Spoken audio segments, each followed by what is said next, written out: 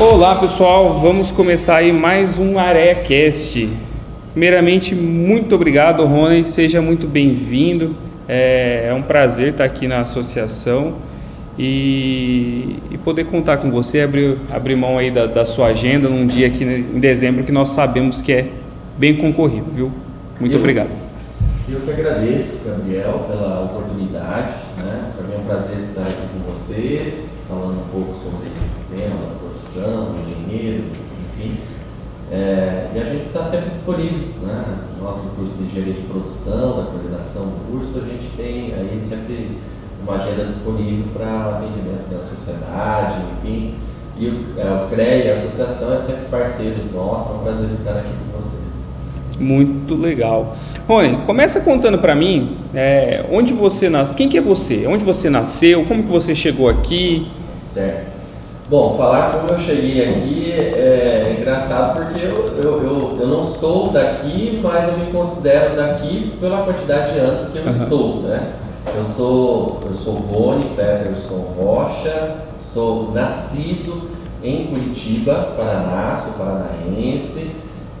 Mas muito pequeno eu vim residir, minha família veio residir em Campo Mourão, né? Meus pais nasceram também, meu pai especificamente nasceu no Paraná, nasceu na cidade de Arapongas, minha mãe em Novo Horizonte, São Paulo, e muitos jovens vieram para Campo Mourão, se casaram em Campo Mourão, foram residir em Curitiba, levaram a família para Curitiba, e nessa ida para Curitiba nasceu o Rony e meus 2 irmãos, mais velho e o mais novo é nascido aqui em Campo Mourão. Então a minha família, e aí quando eu falo isso, nascido em Campo Mourão, eu estou falando de 1970, o casamento dos meus pais indo para Curitiba, né?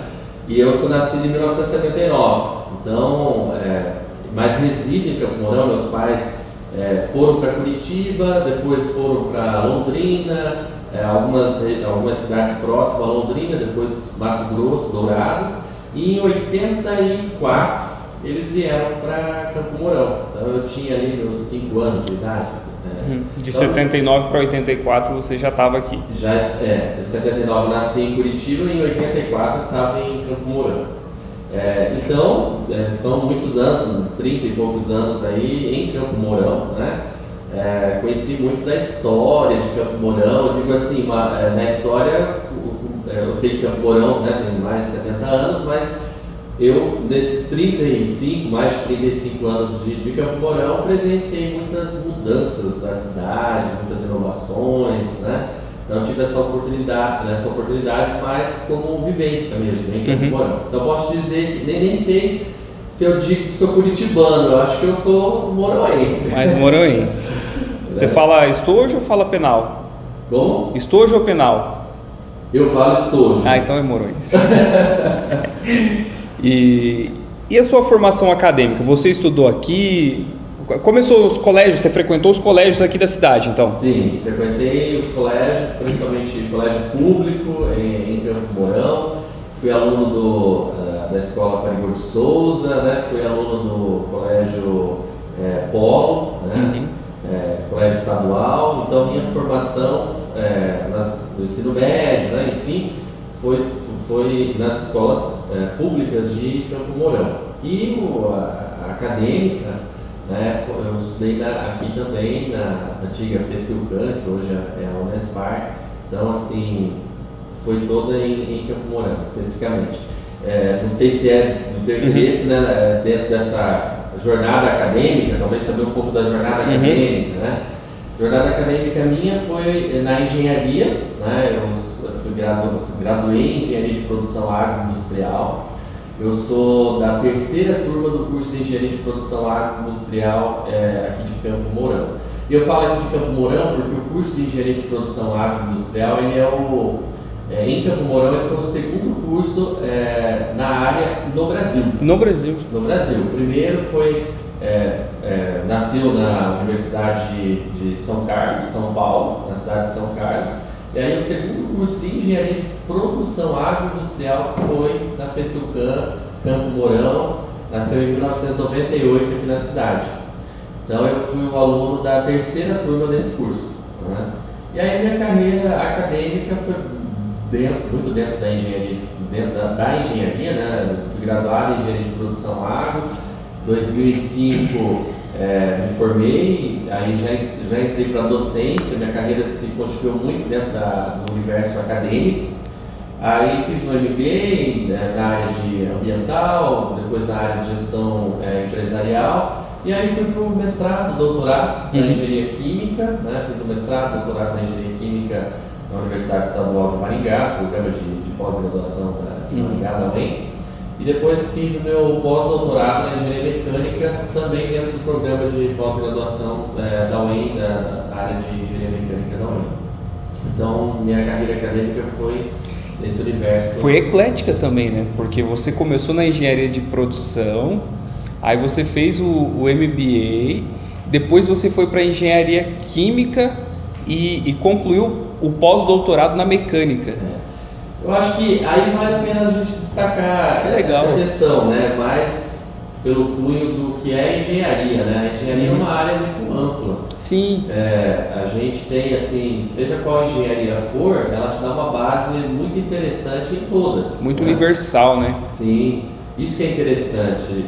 Então, o que me levou aí para essas outras engenharias, claro que uma questão de proximidade de Campo Mourão, né, possibilidades que me deram ao bem estar próximo de Campo Mourão, mas muito dentro dessa possibilidade que o universo da engenharia possibilita. E não deixei de ter uma linha de pesquisa, uma linha de raciocínio de trabalho. A linha sempre foi a parte de otimização, programação de produção, né, a parte de gestão da produção. Então, quando eu fui para a engenharia química, eu fui também para essa área. Então, tanto o meu trabalho de dissertação de mestrado quanto a tese de doutorado foi para a área de otimização de processos, aplicando muita parte de pesquisa operacional, modelagem matemática de processos, para gerar uma otimização na produção. E para o pós-doutorado, embora foi para a engenharia mecânica, ele também foi para a parte de tecnologia, envolvimento da indústria 4.0, que é um tema bem recente, em pauta hoje. Então foi muito para esse universo de mapear as tecnologias 4.0 no universo das indústrias aqui da nossa região, de Campo Mourão. Então, embora foi para outros programas, mas a linha de raciocínio de trabalho sempre permaneceu uma linha. Na otimização de processos ali. Isso. Entendi. Legal. E tem uma das três que é mais difícil? Eu digo que tem. Assim, talvez seja, eu falo que sempre a graduação ela é a base de qualquer coisa que você vai fazer à frente, né? Com certeza. Se eu sou graduado em engenharia de produção, quando eu vou para uma especialização ou um mestrado, uma pós-graduação, mestrado, doutorado, se eu vou para a engenharia de produção, as coisas sempre ficam mais confortáveis. Porque a minha base, a mãe, o berço é a engenharia de produção que vem da sua formação. Por mais que eu estou dentro das engenharias, o fato de eu ir para a engenharia química, eu digo que a bagagem de estudo me demandou muito mais horas de estudos do que se eu tivesse ido para a engenharia de produção. Entendi. Para quem conhece a engenharia, vamos falar assim, né? Enquanto a engenharia de produção, um carro-chefe da engenharia de produção, um dos carros-chefes, seria planejamento e controle da produção, logística, engenharia da qualidade, engenharia de processos. Na engenharia química, talvez seja fenômenos de transportes, né? Que tem uma bagagem de cálculo e de modelagem grande, né? Processos químicos, né? Então, mecânica dos fluidos, então são toda aquela base muito pesada da engenharia. Então eu digo assim, se eu tiver que dizer, né, dessa minha carreira aí, dessa minha jornada de estudos acadêmicos, eu diria que a engenharia química foi bem árdua. Entendi. Na minha formação. Legal. E você comentou que a tua vida profissional foi se encaminhando para a docência. E aí nós discutimos aí as suas formações. Mas quando foi que você, de fato, entrou no mercado de trabalho como professor? Certo. Foi muito recente. Eu graduei em dezembro de 2004, né? Colei grau em fevereiro de 2005 e em maio de 2005 eu já fui para a carreira docente. Então, a minha formação, e aí entra uma questão interessante, porque nós engenheiros, nós não somos formados para ser professor. Não, é uma grande. Eu dou aula também, é uma grande dificuldade aprender da aula, né? Sim, com certeza. E em nenhum momento a gente tem uma disciplina que tem um enfoque pedagógico, né? Então a gente aprendeu muito com a prática, né? Quebrando a cara, nos acertos e erros da vida, né? Da carreira profissional e nas capacitações que a gente vai fazendo ao longo do tempo da sua formação, né? Então eu fui muito jovem, muito recente, saindo da graduação para a docência. Mas ao longo da vida, turma por turma, trabalho por trabalho, porque a gente sabe que ser professor é muito mais do que estar numa sala de aula lecionando, né? A gente não dá aula só, a gente não vai só lecionar, tem muitas outras atividades que a gente faz além da sala de aula. Eu diria que a sala de aula hoje, principalmente para eu que estou hoje na coordenação de curso, a sala de aula é uma das atividades que eu menos faço, se eu for olhar. Dentro da minha jornada de trabalho tem muitas outras atividades que a gente faz, né? Então, assim, foi um desafio, porque bacharel em engenharia de produção agro. Então, não tive, todos os engenheiros não têm nada pedagógico, enfim. Mas a gente vai aprendendo muito com o dia a dia da carreira profissional e das outras atividades que a gente exerce. Exemplo, pesquisa, né? A gente eu, por exemplo, tenho muito forte a pesquisa dentro da minha vida profissional, né? Participo de grupos, de trabalhos envolvendo a pesquisa, né? Então a gente desenvolve pesquisa fora da instituição, então dentro da instituição, então a pesquisa é um campo que te dá uma vivência muito interessante além da sala de aula, né? Então a universidade se faz principalmente pelo tripé do ensino, a pesquisa e a extensão, né? Então dentro dessas três atividades ela vai te dando um embasamento muito interessante, uma vivência muito interessante para a jornada de trabalho profissional que a gente vai exercendo ao longo da carreira profissional, né? Sim. Você comentou aí que nós não aprendemos a ser professor, né? Um dos primeiros choques que eu tive quando eu entrei nessa carreira foi me deparar com um documento que chamava Plano de Ensino. Meu Deus, que dificuldade em fazer o primeiro plano de ensino. Com certeza, e a gente olha para o plano de ensino dentro do projeto pedagógico, muitas vezes o coordenador entrega uma emenda e você tem que criar o plano de ensino, mas é um desafio, né? Eu tive um grande suporte de toda a equipe que estava ali, dos outros colegas que já estavam na área há mais tempo, mas é uma surpresa, então eu preciso, mas tudo? Hoje, atividades é diferente, né? Principalmente para quem está começando o controle de tempo, como organizar os temas ao longo da disciplina, né? É um desafio. É um desafio, mas gostoso, né?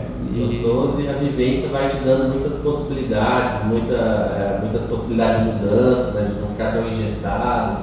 E o plano de ensino é o nosso norte dentro das atividades que a gente faz de ensino, né?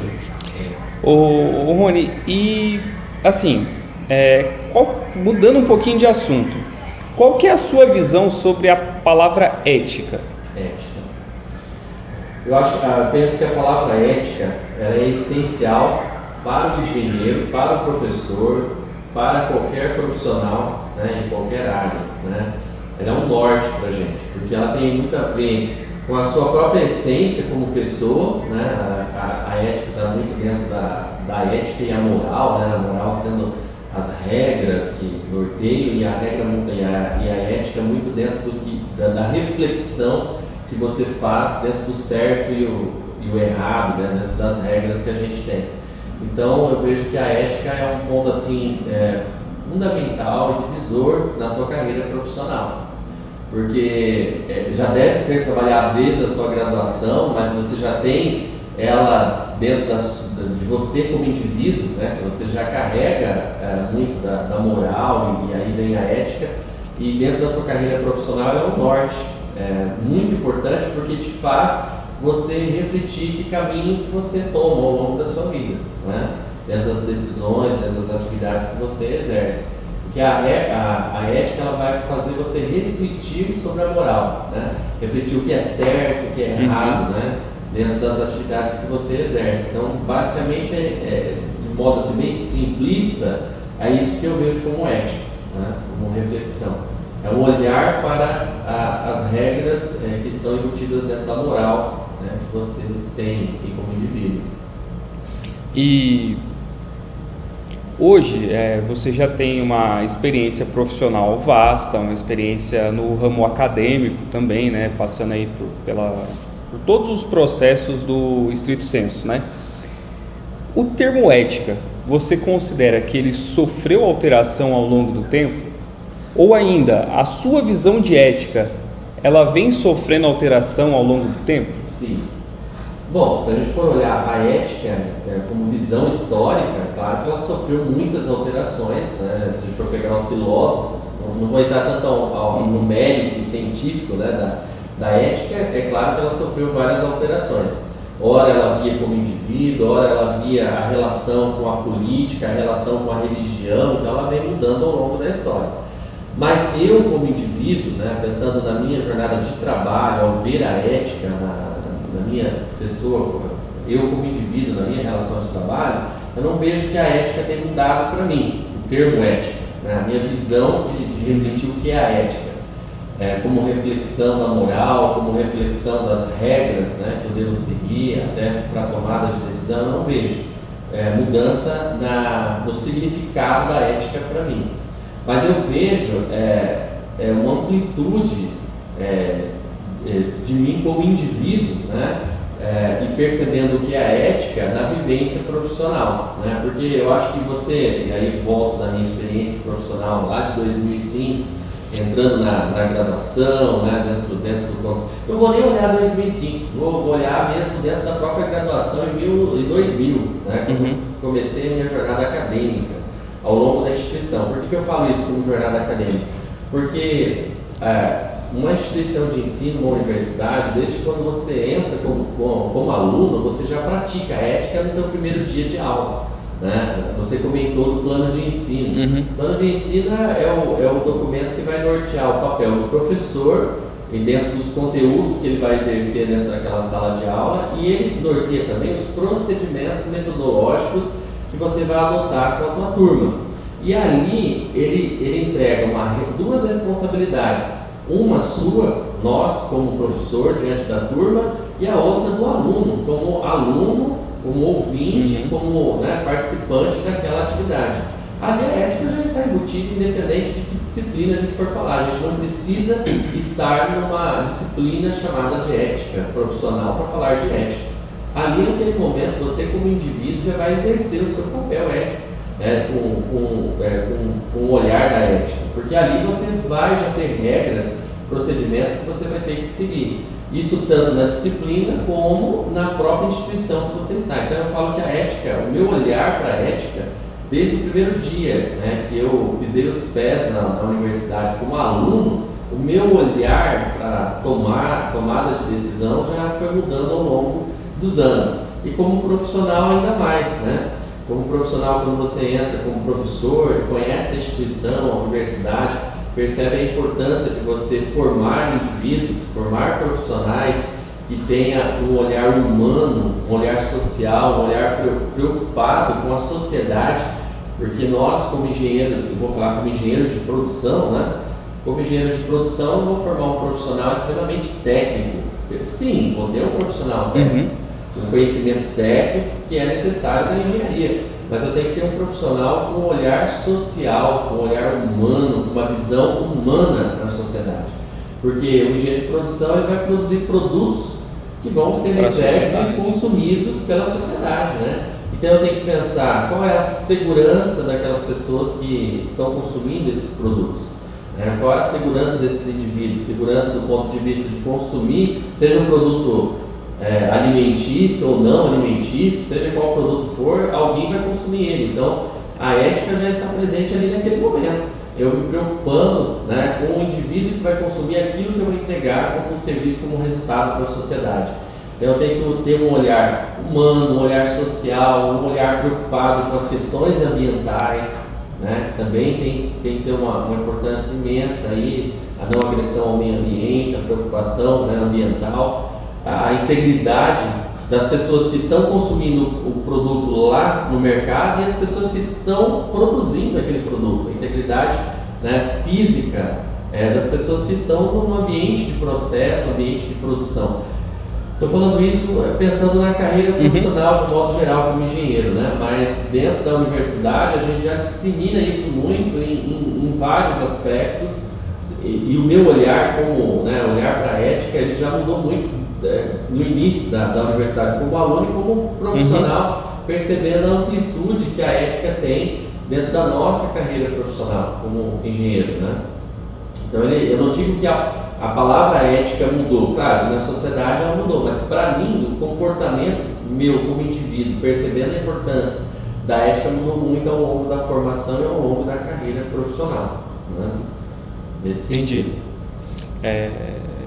Acredito, eu compartilho de algumas ideias assim, que alguns costumes fazem a gente se confundir um pouco, né? Porque você muito bem disse, né? O termo ética, ele está definido há muito tempo e ele é aquilo, né? No entanto, usar o celular, por exemplo, numa sala de aula, em 2006, nós poderíamos falar que era antiético? Sim, 2006 é um ano que era um ano que estava ali no início. Acontecendo o SMS, né? Então, talvez, né? É uma falta de respeito, talvez até antiético, né? Hoje, usar o celular na sala de aula passa a ser até uma ferramenta de ensino, né? Uma ferramenta de trabalho, né? Quando a gente fala das metodologias ativas no ensino, a gente tem que colocar essas tecnologias, né? Então, já se tornou como quadro, seria para o professor, o celular muitas vezes está, né, sendo utilizado como ferramenta. Então realmente, aí entra a questão, não é que a ética, a palavra ética, o conceito da ética tenha mudado, mas o olhar, né, e o comportamento diante das novas tecnologias, das mudanças da sociedade, tem nos mostrado uma outra visão, um outro olhar, né, da conduta nossa diante dessas situações, né?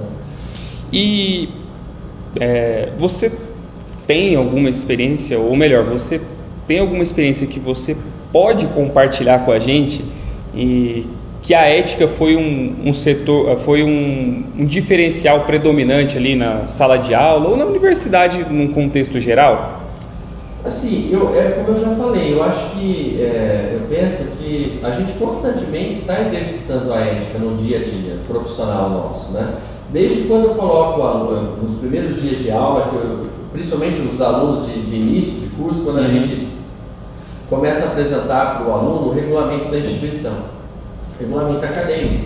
Todo aluno, quando inicia, né, numa universidade, enfim, na aula, ele tem que saber o regulamento daquele local. E isso vai para o aluno, vai para o professor, para o profissional, seja em qual instituição que ele esteja, qual empresa ele esteja, ele precisa saber e entender os regulamentos, as normativas do local. Então a gente exercita dia a dia isso, né? No dia a dia, porque desde uma falta do aluno a uma disciplina ou a reprovação do aluno pelo percentual de faltas que ele tem para reprovar, ali já te dá uma postura para você tomar a decisão, né, em relação ao que você tem que exercer. Existe um regulamento da instituição, existe uma normativa, e o aluno por si só ele tem que respeitar aquele regulamento, né? Então o ato dele de repente mentir em relação à falta, né, de repente protocolar um atestado que seja falso, por exemplo, da disciplina, já é um ato que implica a ética no dia a dia desse profissional, né? Então, a gente como professor, a gente está constantemente exercitando esse diálogo com os nossos alunos. E a gente está formando profissionais que lá no mercado de trabalho ele tem que ter uma postura ética, né? Então, assim, são muitos exemplos diários. Outro exemplo é a pesquisa científica, como eu falei, né? A gente constantemente exercita o tripé da pesquisa. A pesquisa é uma atividade que implica muitas vezes coleta de dados, né? Técnicas de laboratório, e ela tem todo um processo metodológico para se chegar ao resultado final e para se provar a validade daquele resultado final, né? Então eu também tenho que ser ético na condução do trabalho que eu estou exercendo ao longo do laboratório ou ao longo das coletas de dados, para que aquela verdade que eu entrego lá no final, ela seja realmente de fato verdade. De fato verdade, né? E muitas vezes a gente não tem um monitoramento de outra pessoa ou de um supervisor para aquela atividade. É você que está na responsabilidade de exercer aquela atividade diária, seja no laboratório ou na coleta de dados.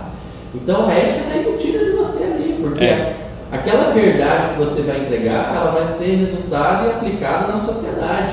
Então, se você não for ético em entregar um resultado realmente que seja verdadeiro, você está induzindo a aplicação de uma questão falsa. Sim. E tem uma consequência, né, lá na ponta.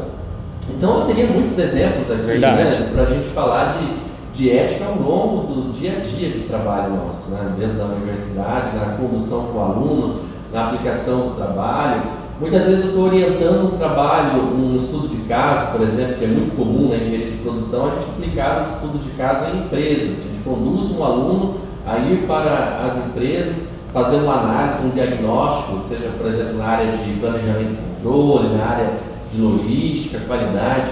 E muitas vezes eu, como professor, não estou lá na ponta monitorando o trabalho do aluno, né? Mas eu tenho que orientá-lo da importância do papel dele, do que ele vai fazer lá na empresa, né? E a chave da iniciação científica, do trabalho científico, né, da pesquisa em geral é isso, né? Porque você vai escrever um documento dizendo assim: eu estudei isso, isso e isso, eu fiz dessa forma igual fulano fez, peguei isso aqui que ciclano fez e eu cheguei nesses resultados aqui, aqui, aqui. O meu deu diferente do fulano nisso, deu igual do ciclano aquilo.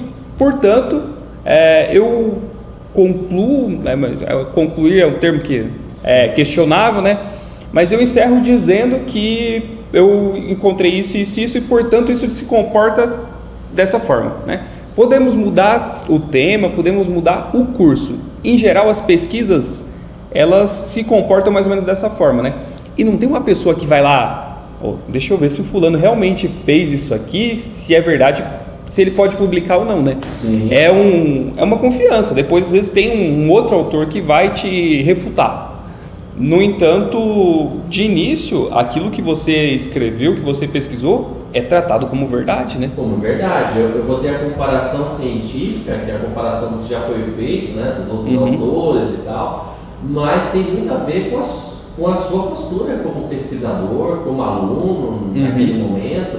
Então, a ética, ela é essencial, né, nesse momento, né? Pela entrega que você vai exercer naquele momento lá. Então, a todo momento a gente está exercitando. Eu dentro da engenharia de produção ou de qualquer outra engenharia, dos cursos de engenharia, a gente normalmente tem uma disciplina chamada Introdução à Engenharia ou Introdução à Engenharia de Produção ou até Ética Profissional. Só que esse é um tema tão, que eu diria, até transversal de certa forma, porque a ética ela vai estar embutida em muitas atividades que você exerce ao longo do curso, né?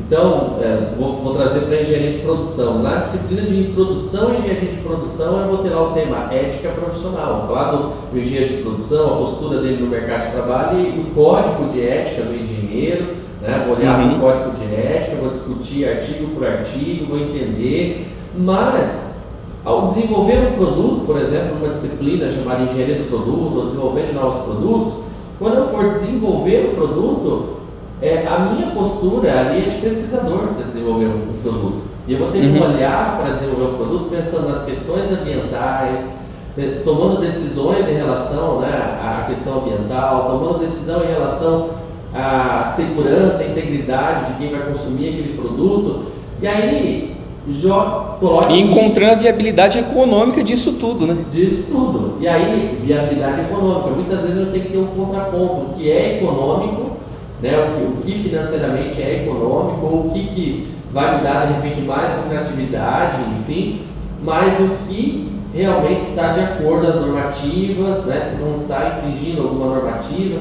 Então, a gente como engenheiro, a gente constantemente, a sociedade nos dá uma série de regras, uma série de leis, né, de normativas que a gente tem que seguir a todo momento. A gente tem que ser ético e olhar para essas normativas e tomar decisões que vão de acordo a essas normativas e que ao mesmo tempo sejam que tenha lucro ou que tenha viabilidade econômica, né? Então eu vou ter sempre um contraponto, olhando a viabilidade econômica, mas também um olhar do que é permitido, né? Então a ética vai estar ali a todo momento nessas decisões que a gente toma, né? Ô Rony, no primeiro momento, eu vou te fazer uma pergunta, no primeiro momento vai parecer que eu estou mudando muito o assunto, mas daqui a pouco eu vou provar que eu não mudei tanto assim. Você já participou de alguma entidade de classe, sindicato, associações? Já participei, talvez não tão efetivo do ponto de vista, eu não sou filiado a nenhum sindicato, mas acompanho muito o papel do sindicato dos engenheiros especificamente, né? Sempre acompanhei muito, até pela atividade de coordenação que hoje estou no curso. Então a gente dentro da universidade, a gente tem dentro da coordenação de curso, dentro da engenharia de produção, a gente tem que aproximar muito o curso às entidades, às instituições de classe, enfim, às associações, os sindicatos, né? Então a minha participação é muito nessa de inter-relação, de conexão do curso com as entidades. Então, junto, por exemplo, o Sindicato dos Engenheiros, a gente sempre leva os alunos a conhecer o sindicato, a entender o papel do sindicato, né? Principalmente dentro da disciplina de introdução à engenharia. Junto ao CREA, né? Participo dos grupos de coordenação de curso. O curso tem um papel importante, cadastrar a documentação, né? O próprio projeto pedagógico do curso tem que estar cadastrado junto ao CREA. Então, a gente tem essa aproximação, né? O aluno também, dentro do curso, o CREA Júnior, né? Então também é um programa que a gente tem a representação do curso de engenharia do aluno junto à associação, junto ao CREA. A participação do curso junto à Associação Brasileira de Engenharia de Produção, a ABEPO, né? Então a gente tem esse papel de interligação entre o curso e mediador, né? Entre o curso e as entidades. Vou te falar por que eu cheguei nesse assunto. Você citou a disciplina aí de introdução à engenharia. Eu tive a disciplina de introdução à engenharia na minha graduação e lá no começo do curso, né, primeiro período, o professor falou: pessoal, esse aqui é o último grande grupo de engenheiros que vocês vão ter contato. Eu super empolgado com a faculdade, eu não dei muita moral para isso, foi só uma frase ao vento, né? E passou, segui a graduação, fiz bons amigos, tive boas experiências na faculdade, e mais para o final do curso, já se encaminhando ali para a conclusão, eu tive uma outra disciplina que era ética profissional.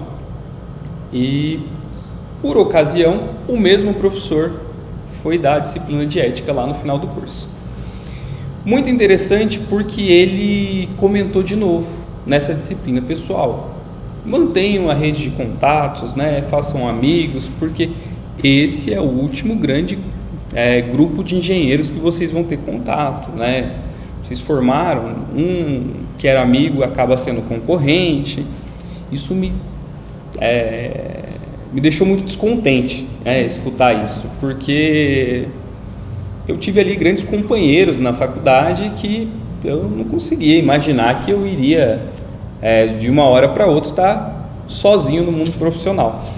E quando eu conheci, né, aqui a Associação dos Engenheiros e Arquitetos de Campo Mourão, comecei a participar e fui a outros eventos, eu descobri que, não estou desmerecendo o professor de forma alguma, foi um excelente professor, mas naquela frase ele estava equivocado, porque existe outros grandes grupos de engenheiros que podem nos dar todo esse amparo, que nesse momento eu estava me sentindo órfão ali. Logo que eu formei, encontrei a associação, foi muito satisfatório para mim, porque é uma fonte de conhecimento e de atualização profissional muito interessante, sabe? Com certeza. Eu até na hora que você comentou, ele me vinha na cabeça, olha, você está equivocado também. até porque eu vou até te dar um outro exemplo. Hoje no curso de Engenharia de Produção Agro, na Unespar, a gente está aproximadamente 25 anos. O ano que vem completa 25 anos de curso, né? Então são 20 turmas aqui, então já foram formadas. E até hoje a gente mantém o grupo com esses egressos.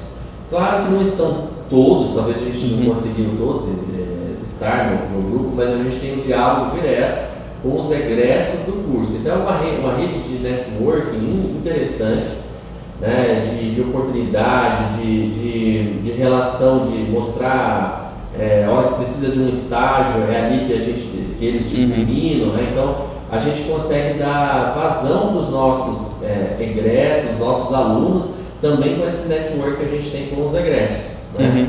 E fruto disso é um pouco da cultura que a gente dissemina dentro do curso, né? Desde o primeiro ano a gente já dissemina essa questão da importância de se aproximar junto ao CREA, da Associação de Engenheiros. Vocês têm a empresa júnior lá que é muito forte também, né? A Otimiza. Isso, a empresa júnior é muito forte, a gente tem encontros de empresa júnior no Paraná, no Brasil, enfim, então a gente sempre leva. A ABEPRO, que é a Associação Brasileira de Engenharia de Produção, a gente sempre foi muito ativo junto à ABEPRO, tanto nos eventos nacionais que a gente tem, que é o Encontro Nacional de Engenharia de Produção, a gente sempre participa. Então, esse contato da graduação com as entidades de classe, as instituições, são fundamentais. É um foco importantíssimo do curso, que a gente sempre praticou e sempre tem praticado e tem dado muito bons resultados, né? E aí que você falou de atualização profissional, realmente, né? Capacitação, atualização, quando a gente tem um estreitamento do curso junto às entidades, a gente consegue, além de ativar e de animar e de estimular os alunos a participar e a se atualizar, a gente tem uma aproximação, né, maior com pessoas já formadas, né, e essa vivência é muito importante para a instituição. Sim, eu fico refletindo sobre isso, às vezes dou risada, mas eu acredito que o papel dele como professor nesse momento foi cumprido, porque ele despertou a preocupação.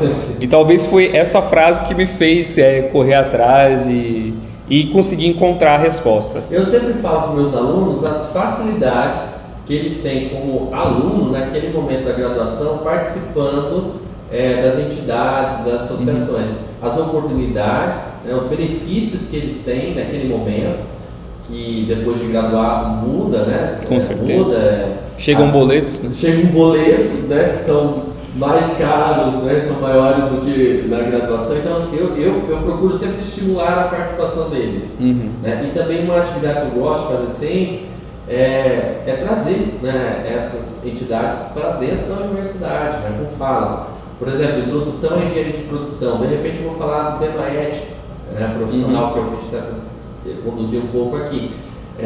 Ninguém melhor para trazer alguém, né, dentro das entidades de classe para falar desse tema, alguém já formado. Que enfrenta esse desafio, né? Desafio no dia a dia. Né? Porque existem duas maneiras de você obter informação.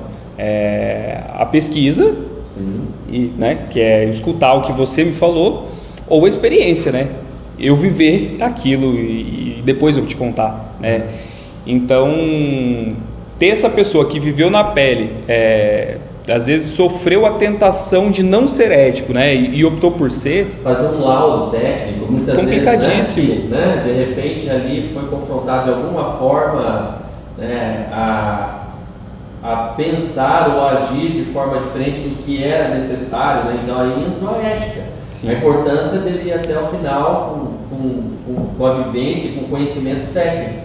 Prevalecer o conhecimento técnico diante de toda a amplitude que a gente tem como engenheiro de produção, pensando nas questões ambientais, sociais, né, e tudo que a gente tem que pensar como engenheiro, né, mas sempre não não pensar na ambição, né? Colocar a ambição em segundo plano, mas lutar pelo que é certo, pela técnica, pelo que é consciente, como regra, né? E trazer uma pessoa para dentro da graduação, trazendo essa experiência, é importante e estimulante para o aluno naquele momento, né? Eu acho que as entidades de classe só têm um papel fundamental para nós.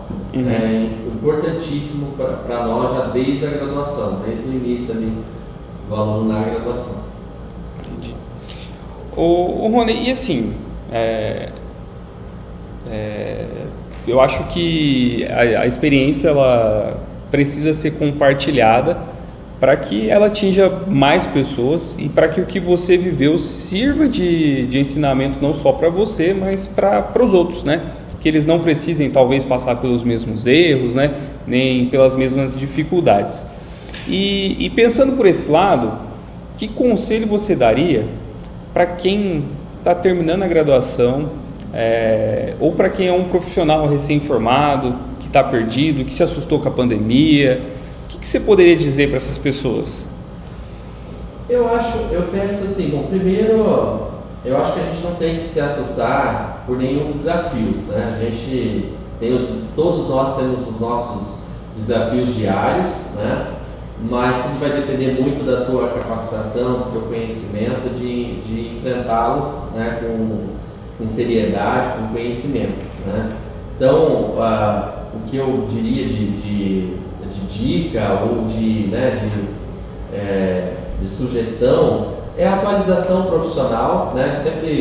Estar sempre atualizando profissionalmente, né? Conhecimento ele nos leva a lugares fantásticos, nos faz realizar sonhos, né? O conhecimento é tudo da nossa vida.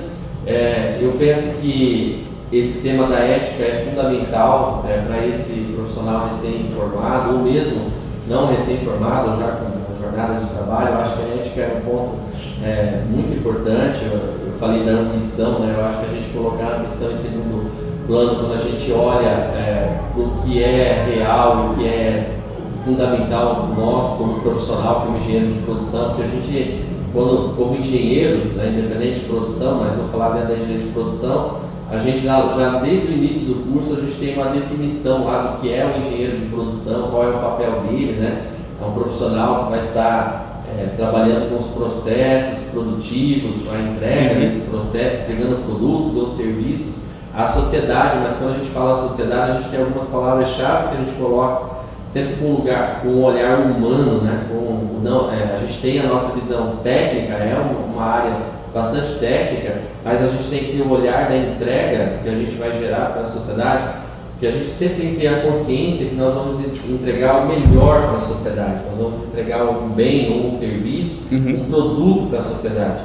Então a gente vai satisfazer a sociedade, entregar um serviço ou um bem, um produto, né? E ao entregar para a sociedade esse produto, a gente tem que pensar na integridade daquilo que a gente está entregando, né? A gente está resolvendo um problema. A gente fala muito que o engenheiro de produção ele resolve problemas, né? Só que a gente, ao resolver esse problema, a gente tem que pensar que tem uma série de coisas que estão em jogo, né? Que, como eu já falei anteriormente, as questões ambientais, que é tão importante, né? Eu não posso entregar um resultado, um produto, sem pensar se eu estou agredindo o meio ambiente, se eu estou sendo, né, ambientalmente correto, ou a questão da integridade física daquilo que eu vou entregar, seja de quem está produzindo aquele produto ou quem vai consumir. Entregando um produto alimentício, eu tenho que pensar nas normativas, nas regras, né, do que rege aquele setor, né, de forma que aquele produto não vai fazer mal à pessoa que está consumindo aquele produto. Então, quando eu falei ambição, eu falo muito nesse olhar de acima de tudo, o bem-estar da sociedade está em primeiro momento, antes do financeiro, antes da ambição, que todo ser humano, não é errado você ter ambição de forma alguma, mas que seja consciente, que você entregue algo que realmente, né, será útil à sociedade, será útil do ponto de vista de integridade física, social, né? Quando a gente fala as questões sociais, desigualdade social, né, que a gente pense numa sociedade melhor. Eu, como engenheiro de produção, estou entregando produtos, serviços para a sociedade, né? Que a sociedade irá consumir e que eu vou promover o bem-estar dessa sociedade. Sim. Então eu não posso ser individualista. Eu tenho que pensar que o meu resultado, o meu produto, o que eu estou gerando, ele vai gerar o bem-estar da sociedade. Isso tem que estar em primeiro momento. Né? Eu como profissional, como engenheiro. A ambição ela começa a não ser interessante quando ela se prevalece nessas questões, né? Sim. Quando o ganho individual está acima da saúde de uma outra pessoa ou de um dano ambiental, né? Então, não que o crescimento pessoal seja ruim, né? Mas eu entendo muito isso, porque na carreira profissional, vez ou outra, nós somos tentados, né? Sim. Eu acho que ao você tomar as suas decisões, você tem que ver o que é bom para você, mas o que é bom para todos, né? Até quando a gente está numa organização, como colaborador numa organização, numa empresa, eu tenho que pensar no todo, os acionistas, sim. Tenho que pensar no meu trabalho, o que é bom para mim, o que é bom para os meus colaboradores, para o meu time, né? Então eu penso assim, como dica para os nossos egressos e para os engenheiros de produção, sempre ter um olhar no todo. Né? Desde o início da graduação, a gente tem a visão holística, a visão do todo. Né? Então, é importante as questões técnicas, mas elas têm que ser olhadas no todo. Né? Qual bem-estar que será gerado no meu trabalho para a sociedade, para as pessoas que estão ao meu entorno, para o meu time de trabalho, né? Para os consumidores dos produtos. Então, ter esse olhar humano, né? Esse olhar geral para a entrega do meu trabalho. O meu trabalho não vai ser simplesmente pontual, né? Uma entrega pontual ali que vai fazer sentido somente para aquilo. Naquele momento. Para aquele momento. Tem um impacto muito mais para a sociedade de um modo geral. Então, a dica que eu daria para esses egressos, essas pessoas que estão saindo recente da graduação, é ter um olhar para o contexto que nós estamos vivendo atualmente como sociedade, né? Você comentou da mudança da sociedade ao início da nossa fala, qual era o comportamento do celular lá em 2006 e hoje, né? Então a gente tem esse olhar para a sociedade. Você falou da pandemia, né? Nós estamos num momento pós-pandemia, então muita coisa a gente aprendeu com a pandemia, né? Quanta coisa que a gente aprendeu do ponto de vista de olhar para o outro, né? Da importância... Que fez com que nós melhorássemos como sociedade. Né? Como sociedade, com certeza. Entender que o teu resultado como engenheiro de produção ele tem impacto na sociedade, no ser humano, né? Então, assim, é esse olhar humano que eu diria para a sociedade que nós estamos hoje, né? Precisamos de pessoas com uma visão técnica. Dentro da engenharia de produção a gente fala muito de otimização, né? De processos, gerar mais lucro, reduzir custo, mas acima de tudo, isso tem que ser pensado, sim, mas qual o impacto para a sociedade, qual o impacto do meu produto, além da lucratividade, além da redução do custo, qual o impacto para a sociedade em termos ambientais, em termos sociais, né, das pessoas que estão consumindo, com a integridade física, a saúde dos meus colaboradores. Então tem esse olhar mais geral do ser humano, olhar humano, né? A gente fala muito na atualidade das novas tecnologias, da indústria 4.0, há uma preocupação grande em relação a isso, que, né, qual será o papel do engenheiro de modo geral, do profissional diante dessas mudanças tecnológicas, mas eu acho que acima de tudo a gente não pode perder esse olhar humano, né? Acho que a tecnologia nunca ela vai substituir o ser humano. Penso eu como ser humano, como profissional. Então, ter esse olhar humano, eu acho que é um ponto primordial nas nossas decisões como engenheiro, como profissional, né? Ela é fundamental. Sim. Rony, obrigado mais uma vez por estar aqui. Em nome da associação, parabéns pela condução do curso. A Unespar é uma universidade que faz parte da história dessa cidade, né? É muito tradicional aqui em Campo Mourão, desde o início lá pela FECILCAM, e tenho alguns colegas, né, formados pela pela Unespar, engenharia de produção. Quase fui engenheiro de produção pela Unespar, passei um vestibular lá em 2012. Acabei indo para civil, mas cogitei, é um curso que eu tenho um carinho. E Campo Mourão deve muito a essa faculdade, sabe? Essa universidade, de uma maneira geral, ela colaborou muito com o desenvolvimento da cidade, né? Então, em nome da associação, parabéns para você pela condução do curso e parabéns pela FECILCAM por fazer parte de maneira tão bonita da história da cidade, viu? Legal, eu agradeço, né, os parabéns, e esse ano também é um ano bem importante para nós, estamos para a FECILCAM Unespar hoje, né, para a Unespar, que nós estamos fazendo 50 anos de história, né, em Campo Mourão, então é um ano comemorativo para a universidade, e o curso, como eu já falei, o ano que vem, 25 anos de história, são 20 turmas formadas, ao longo desse tempo a gente formou muitos alunos que foram absorvidos em muitos outros estados, outros países, inclusive, mas esse ano, 2014, 2015, de lá para cá, a gente tem visto uma absorção grande dos alunos em Campo Mourão, então isso é um ponto bem bacana, que a gente se sente muito feliz, dos nossos profissionais, além perceber esse desenvolvimento regional, né? Regional, e não é que eles não eram vistos, não eram absorvidos pelas empresas, mas são os contextos, as indústrias que nós temos atualmente na região, até as lideranças das indústrias locais, a percepção de ver a importância do engenheiro de produção, os resultados que esses profissionais têm dado a essas organizações. Eu tenho uma empresa aqui em Campo Mourão que eles têm mais de 10 engenheiros de produção no quadro de profissionais da indústria, né? Legal. Em diversas áreas. E eu fico muito feliz com isso, é fruto do entendimento da sociedade, da importância desse profissional e dos resultados que eles têm trazido para a sociedade como um todo. Com certeza. Né?